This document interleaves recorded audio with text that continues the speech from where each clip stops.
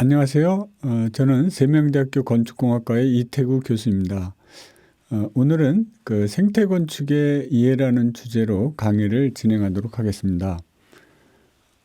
생태건축이라는 말은 우리가 20세기 중반 이후에 많이 들어온 용어인데요.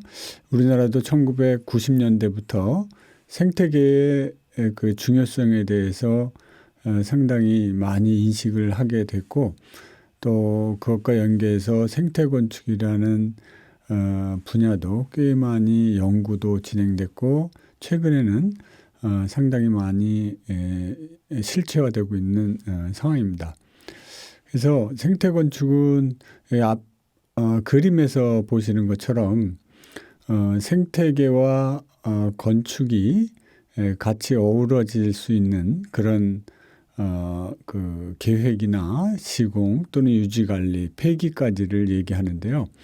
하여튼 그 개념으로 보면은 그 앞으로 건축 행위가 자연 환경과 조화되고 자원과 에너지를 그 생태적인 관점에서 효율적으로 이용해서 우리뿐만 아니라 후손들도 건강한 주생활이나 또는 업무가 가능한 공간이 되도록 그 디자인하는 그런 건축을 얘기를 합니다.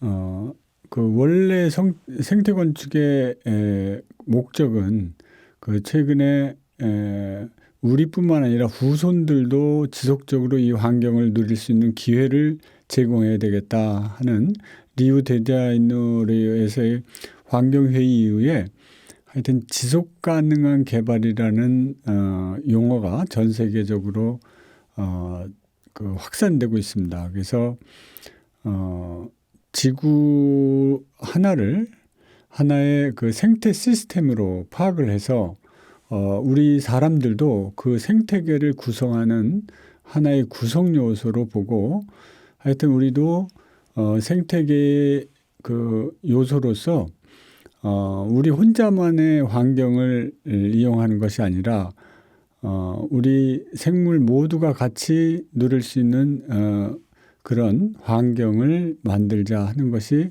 그 생태건축의 목표이고, 또 최근에 그런 목표를 추구하려고 하는 각국의 정부, 또 지자체, 또 많은 건축주들이 이런 노력을 하고 있는 상황입니다. 그래서 생태건축의 배경을 보면 이런 건축과 건설로 인한 환경의 영향을 보면 에너지 이용의 약 50% 정도를 사용하고 있고요. 또 우리가 쓰는 원료용의 40%, 그리고 화학연료용의 한 50%, 그리고 농지를 전환해서 건축 필지나 도시로 만드는 것이 한 80% 정도 차지하고요. 또 물이용이 약 50%를 차지하고 있습니다. 그래서 이 건축 또는 건설과 관련해서 많은 물질과 에너지, 그리고 화학연료 이런 것들을 사용하고 있습니다. 이러한 것이 비단 생태계의 문제뿐만 아니라 결국은 우리 인간의 건강에도 문제가 되고 있고요. 최근 생활 습관성 그런 만성 질환인 알레르기성 질환이나 대사성 질환 또는 암이나 난치성 불치성 질환들의 발병 원인이 이런 환경의 오염과 좋지 않은 생활 습관, 또 스트레스가 원인이라는 것은 이미 그 의학계에서 그 밝혀진 사실입니다. 그리고 더군다나 현대인들은 하루에 90% 이상을 건물에서 생활함으로 인해서 이러한 그 건축 환경이 지구의 그 물리적 특성과 맞게 만드는 것이 상당히 필요하다고 생각이 됩니다. 그래서 이러한 건강한 삶을 위해서는 그 햇빛과 오염되지 않는 그런 환경, 그리고 우리의 스트레스를 조절하는 것, 또 운동이 필요한 상황인데요. 특히 우리 건축과 관련되는 환경에서는 공기나 물이나 또는 뭐 우리가 먹는 먹거리들, 그런 것들이 잘 조절이 되어야 될 거라고 생각이 됩니다. 여기 그림에서 보는 것처럼 우리 도시들은 많은 에너지와 물질들 또는 물을 쓰고 나서 이걸 폐기물로 공기 중에 또는 하천에 그 도시 바깥으로 이렇게 폐기를 하게 되는데요. 이런 것들이 결국은 지구 환경을 파괴해서 결국은 우리가 사는 공간에 저런 스모그라든가 또는 홍수라든가 가뭄이라든가 이런 것들을 야기시키고 있습니다.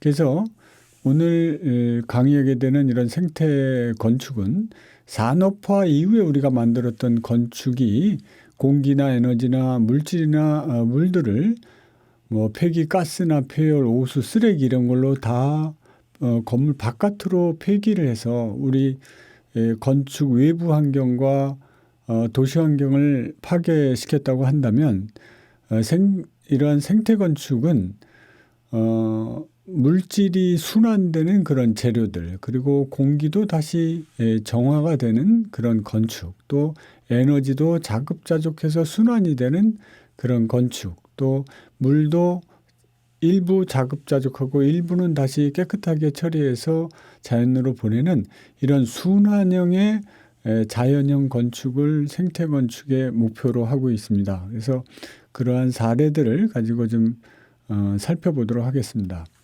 그래서 이 생태계를 고려한 그 접근 방법으로는 우리가 살아가기 위해서 필요한 공기나 물, 에너지 그리고 재료나 또는 물질 이런 순환 체계가 잘 이루어지도록 건물을 디자인하고 유지 관리하는 그런 방안이 되겠고요. 또한 이렇게 건물을 짓더라도 실제 그 건물을 사용하는 사람들의 참여하는 정도와 또 그 효과를 증진시키고자 하는 그런 노력 이런 것들이 없으면 암만 잘 디자인해도 그런 것들이 잘 효과를 발휘하기 어려운 상황이라서 그런 효과를 내기 위한 그런 참여자의 의식과 생활 패턴이 상당히 중요하다고 하겠습니다. 그리고 기존의 건물들도 이러한 디자인 원리를 고려해서 지속적으로 리모델링하거나 유지관리하는 방안들이 있겠습니다. 그래서 처음으로 그 공기순환 또는 대기순환 체계를 고려한 그런 건축 방법으로는 교통 발생을 극소화하는 토지 이용을 하는 것이 좋겠고요. 또 유해 물질을 발생하지 않는 교통을 유도하거나 또는 그런 재료나 시공 방법을 이용하거나 또는 지속 가능한 대체 자원이나 에너지를 사용하는 것 그리고 CO2 발생이나 오염물질 발생을 억제하거나 가급적 안 발생하게 하는 방법 그리고 건물의 내외부에 식물을 식재해서 자연적인 공기 생산을 극대화하는 방법이나 토양과 물의 오염을 방지하는 방법 이런 것들이 공기순환 체계와 연동되는 그런 방안이라고 할 수 있겠습니다. 그래서 우리가 건물을 짓게 되면 대부분 그 땅이 하는 그런 역할을 사실 빼앗게 되는데요. 그래서 건물을 짓는 자리에 건물 지붕이나 벽면을 녹화를 해서 이 식물이 공기 정화를 하거나 산소를 생산하는 것을 건축물 외피에 입히자 하는 그런 개념입니다. 그래서 요즘 많은 건물들이 옥상 녹화를 하는데요. 앞으로 모든 건물들을 가급적이면 녹화를 하자 하는 개념입니다. 그래서 이미 유럽에서는 1980년대부터 이런 생태건축 운동이 일어나서 이렇게 마을 단위로 또는 도시 단위로 건물의 지붕이나 벽면을 녹화하는 이런 사례가 많이 있습니다. 그래서 우리가 자연의 녹지를 훼손하고 건물을 짐으로 인해서 녹지가 사라지고 또 신선한 공기를 생산하는 그러한 토지가 사라지게 되는데요. 이러한 건축물들은 이런 말들은 아주 뭐 자연의 숲속에 있는 것처럼 깨끗한 공기를 유지할 수 있는 그런 방법이라고 할 수가 있겠습니다. 비단 건물뿐만이 아니라 건물 외부 공간에 주차장이나 도로 이런 부분도 녹화를 하는 방안이 있겠고요. 이러한 뭐 자동차 두 세대당 하나씩 이렇게 교무옥을 심거나 또는 자동차 주차하는 바닥 부분을 저런 식생블록이나 잔디블록을 이용해서 녹화를 하는 방법이 있겠습니다. 그래서 적극적인 그 식물의 녹화는 건물의 열 손실이나 획득을 완화시키고 도시기후를 개선할 뿐만이 아니라 빗물도 절유하는 기능도 하고 에너지 전략을 하고 또 다양한 생물들이 서식할 수 있는 그런 환경을 조성하게 돼서 인간과 생물이 공존할 수 있는 그런 공간을 만들게 됩니다. 그래서 이런 건물들이 건물 하나하나가 아니라 이어져서 마을 단위로 또는 지역 단위로 지구 단위로 이렇게 만들게 되면 저러한 공간들에 인간도 쾌적하게 살고 생물들도 서식할 수 있는 그런 공간이 됩니다. 이런 마을들 또는 건물 단위에도 담장 대신에 저런 관목류의 식생으로 담장을 만들고 그리고 정원 이런 부분도 적극적으로 자연 수종의 식물들을 심어서 대기를 정화하고 산소를 생산할 수 있는 그런 공간을 제공하고 동시에 생물들의 서식 공간을 만들어주는 겁니다.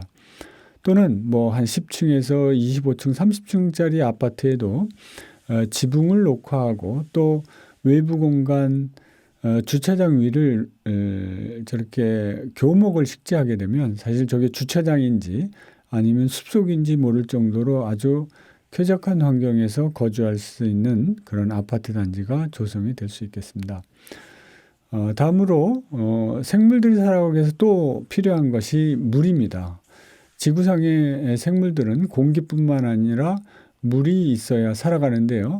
물은 우리가 자연에서도 흔히 보지만 이렇게 기체, 액체, 고체로 바뀌면서 그 사이에 많은 에너지를 이동시키기도 하고 그 사이에 생명체들이 살아갑니다. 그래서 그 육상의 해상의 물이 증발산돼서 다시 강으로 내려서 그게 육지와 강이나 바다에 내리면서 그 사이에 많은 육상의 해상의 생명체들이 살아갑니다. 그래서 이렇게 물이 증발하고 또 흐르면서 또 나중에 해양으로 가는 사이에 약 증발산되면서 1톤의 물이 약 680kg 정도의 증발산 열을 잠재열을 가지고 가는데요.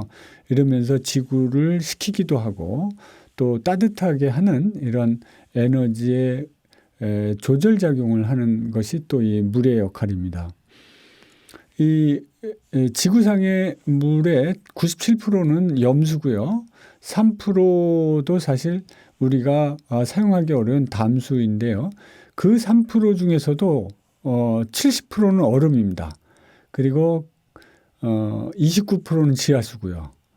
그리고 나머지 1%가 지표수인데 이것을 주로 사람들이 사용을 하고 있습니다.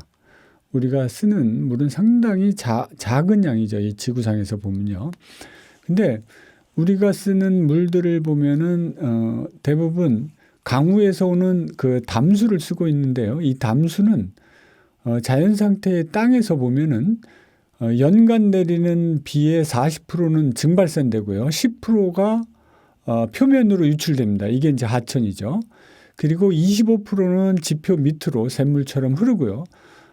땅속 100m, 200m 지하로 침투되는 것이 25%입니다.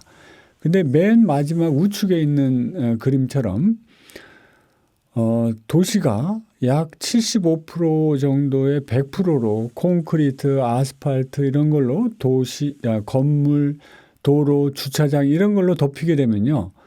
연간 내리는 비의 30%는 30%만 증발을 하고 아까 10% 정도 유출되는 게 55%가 표면으로 유출돼서 바로 하천으로 빠져나가게 되고요. 지표하로 침투되는 것은 15% 정도밖에 되지 않습니다. 그래서 지하 수위가 감소되면서 지하 수위는 자꾸 떨어져 가고 지하에 사는 많은 미생물들은 사실 살기 어려운 그런 도시의 사막화가 만들어지게 됩니다. 그런 것뿐만이 아니라 저렇게 물 순환이 안 되면 저 우측에 있는 일반 건물의 지붕에 태양빛이 복사가 되면요. 그게 증발산 잡열이 일일 약 91와트 정도, 약 2.3%만 증발산이 되고요. 밑에 만약에 건물을 녹화한 아래 그림처럼 증발산 잡열이 녹화를 하게 되면 약 22.1%로 약 저 위에 녹화가 안 된 지붕에 비해서 10배 이상의 열을 갖다가 대기 중으로 방출하면서 도시의 열섬 현상을 감소시킵니다. 그래서 우리가 여름철에 도시에 밤에 보면 밤 11시, 12시가 돼도 온도가 떨어지지 않는 게 저런 원인입니다. 그래서 녹화가 상당히 비단 생명체가 살아가고 공기를 정화할 뿐만이 아니라 도시의 열섬 현상, 에너지 밸런스도 상당히 크게 작용을 한다고 하는 겁니다. 그리고 우리가 지금은 도시에서 물을 스스로 공급하는 게 아니라 공급받고 공급하는 것이 아니라 도시 바깥에 몇십 킬로 내지 몇백 킬로 바깥에 있는 하천의 물을 끌어와서 그걸 정수해서 정수장에서 정수해서 그걸 모았다가 각 건물로 보내주는 겁니다. 그래서 많은 에너지와 또 관계망이 필요한데요. 이 그림에 있는 것처럼 내 땅에 떨어진 빗물 또는 내 건물에 떨어진 빗물을 일부 모아서 저것을 활용하고 내 땅에 떨어지는 것을 다시 땅속으로 스며들게 하면 앞에 그림에 있는 것처럼 자연 상태의 숲이나 초지처럼 유출량을 내 땅에서 나가는 빗물의 양을 자연 상태대로 약 한 10% 정도로 줄일 수 있는 상황이 될 뿐만 아니라 물을 약 50% 정도 스스로 건물에서 자급자족할 수 있는 그런 상황입니다. 그리고 동시에 내 땅에 떨어지는 빗물을 갖다가 이렇게 침투시키거나 저류시키면 내 땅의 지하 수위가 늘 유지해서 그 땅에 식물들이 잘 자랄 뿐만이 아니라 토양에 수많은 미생물이 살아가면서 자연 상태의 평형을 맞춰주는 역할을 합니다. 이 건물 같은 경우는 지붕이 녹화되어 있는데요. 약 10에서 20cm의 토양 위에 잔디를 심었을 경우 약 일주일 내지 2주 정도는 지속적으로 저 빗물이 낙솜통으로 천천히 떨어지면서 그 사이에 공기를 정화할 뿐만이 아니라 그 지역의 온도를 유지를 해주고 또 땅의 함수율을 유지를 해서 식물이 자랄 수 있는 환경을 만들어줍니다. 또 이런 단지 차원의 또는 지역 차원에서 저렇게 저류 연못을 만들어서 저게 물이 항상 일정 부분 유지가 돼서 지역 기후뿐만 아니라 생물들이 서식할 수 있는 그런 공간도 제공해주고 유출량을 저감시킬 수 있는 그런 공간적인 역할을 하게 되죠.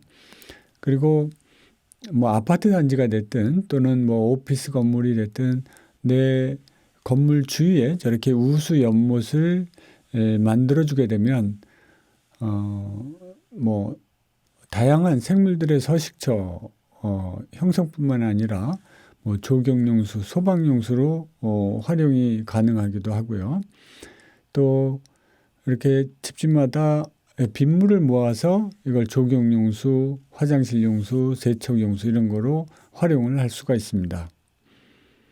이런 것은 우리나라도 이미 한참 전에 환경부에서 법을 만들었는데 사람들이 저런 빗물 탱크가 있는지를 잘 모르는 경우가 많습니다. 그래서 실제 최근에 친환경 인증을 받은 건물들은 거의 다 저런 빗물 이용 시설이 있는데 주민들이 인식을 못해서 저걸 잘 활용을 못하는 경우도 많고요. 또 물의 그 소중함 이런 것들을 사실 우리가 워낙 물값이 싸다 보니까 저걸 인식하지 못하는데요. 원래 그 빗물을 그 모아서 우리가 정수장까지 끌어오는 데 드는 비용을 사실 우리가 상수요금을 내지 않고 실제 유지 관리되는 비용 정도만을 내기 때문에 우리가 물값이 싼데요. 저 외국 같은 경우 저런 댐을 건설하거나 그 상수도 관망을 만드는 비용까지 다 상수도 요금에 그 부과하게 되면 여기 있는 그림처럼 모든 건물들에 저렇게 빗물을 이용할 수 있는 저류시설이나 침투시설 이런 것들을 하게 되죠. 저렇게 함으로써 상수 전략, 하수 발생 감소, 또 하수 관거를 새로 만들 필요도 없고요. 그래서 하수 관거의 부하도 경감을 시키고 또 생물 서식처 회복을 회복을 하게 됨으로 인해서 건강한 도시 공간이 조성될 수 있습니다.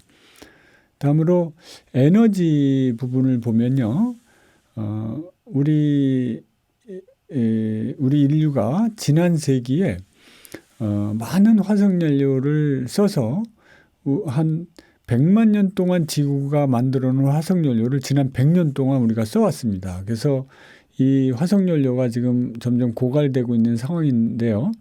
지금 대체 에너지를 이용한 그런 건축에서의 에너지 공급 방안이 상당히 절실하게 요구되는 그런 상황입니다. 이것도 이제 건물 지붕에 설치해 놓은 태양광 전지판인데요. 요즘은 건물과 일체되는 저런 재생에너지의 사용 방법들을 많이 모색하고 있는데요. 이런 가운데 있는 건물들 같은 경우는 이제 제로 에너지 건물이라고 볼 수가 있습니다. 이 건물에서 쓰는 모든 에너지를 스스로 외부에서 공급받지 않고 자급자족하는 건물들, 이런 것들을 이제 제로 에너지 건물이라고 하는데요. 화석 연료에 의존하지 않고 저렇게 신재생 에너지를 가지고 에너지를 공급하는 이런 건물들이 이미 선진국들에서는 작게는 한 5%에서 많게는 한 15% 정도까지 지금 지어지고 있는 상황이고요. 또 이건 이제 학교 건물인데 이것도 제로 에너지 건물입니다. 기와 대신에 태양전지를 붙여서 이것도 제로 에너지 또는 플러스 에너지에 가까운 그런 그 건물로 이용이 되고 있는 상황입니다.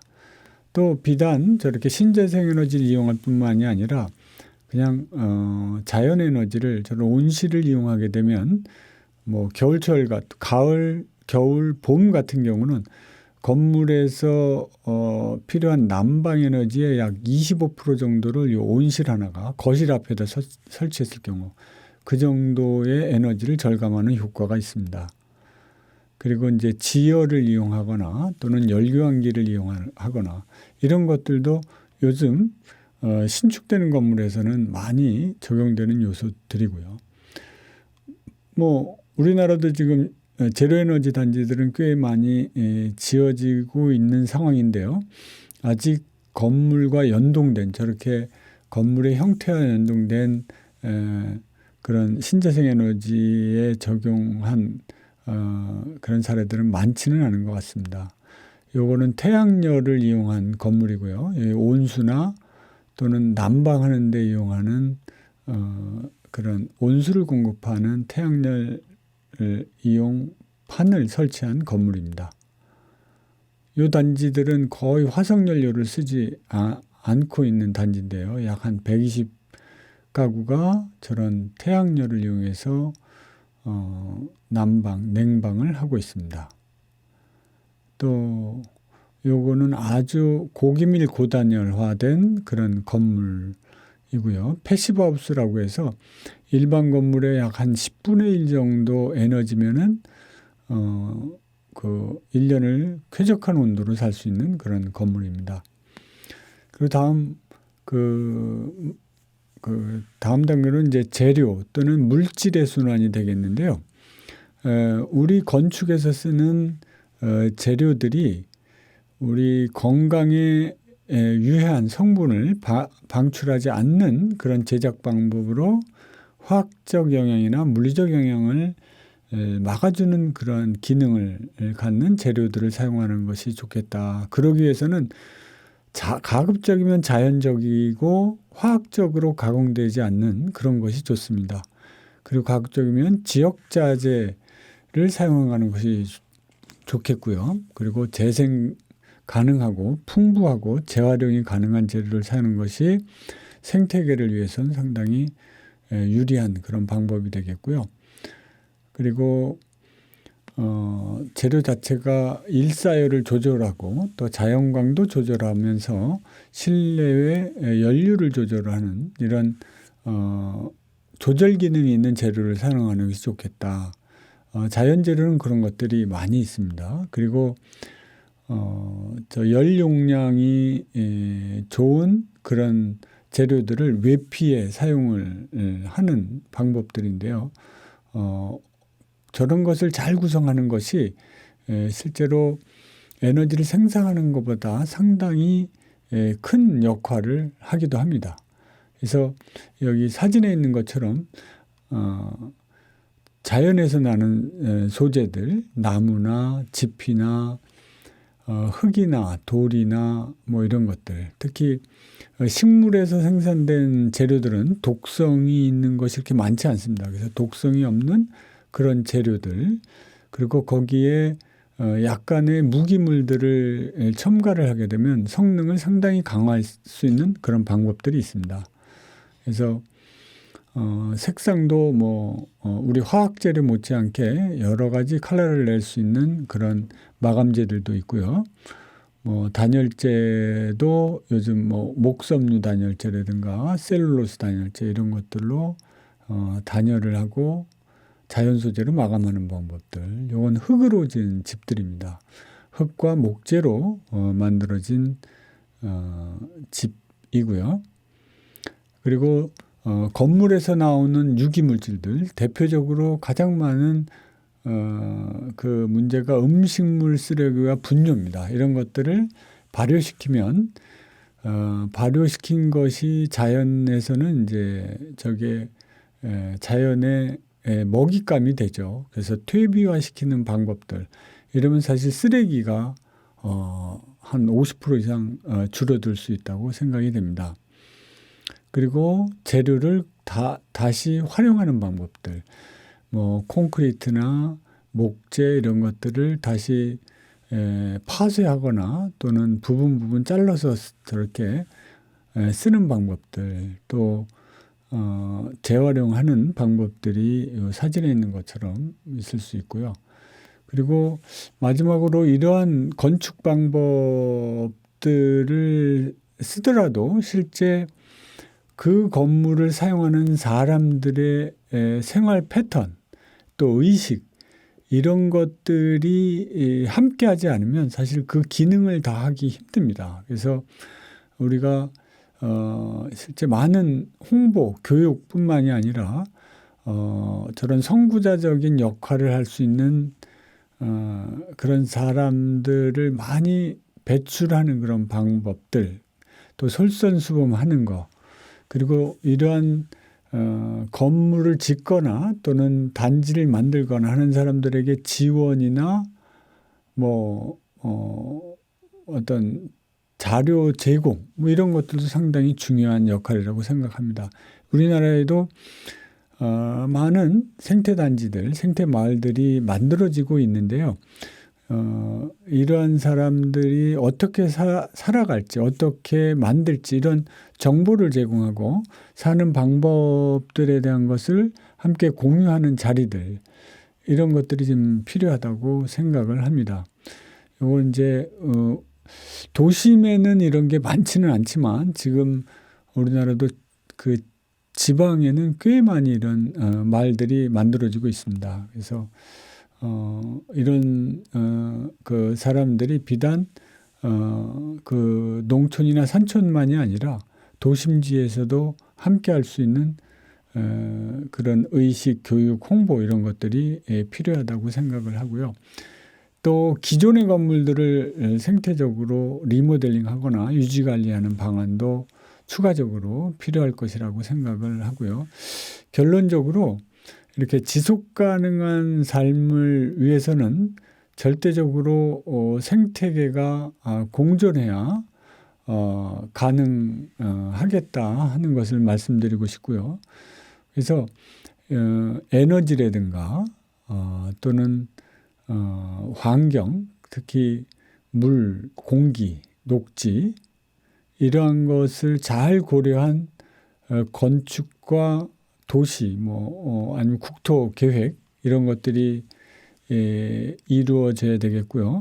거기에 덧붙여서 생물들이 어떻게 살아갈지, 그리고 어떻게 생물들의 다양성을 유지하고 순환시킬지, 또 그들의 서식처를 또 다시 복원시키고 창출할지, 이런 것들이 함께 맞물려서 그것을 사용하는 우리 건물을 사용하는 사람들의 참여, 이런 것이 있을 때 이러한 지속 가능한 생태 건축이 보급되고 확산돼서 우리도 건강하고 또 우리 후손들도 건강하게 살 수 있는 그런 기회가 많이 만들어지리라고 생각을 하고요. 하여튼 오늘 강의 들으신 분들이 저를 비롯해서 모두 이런 것을 적극 실천할 수 있는 그런 기회가 됐으면 하는 바람입니다. 이상으로 강의를 마치도록 하겠습니다. 감사합니다.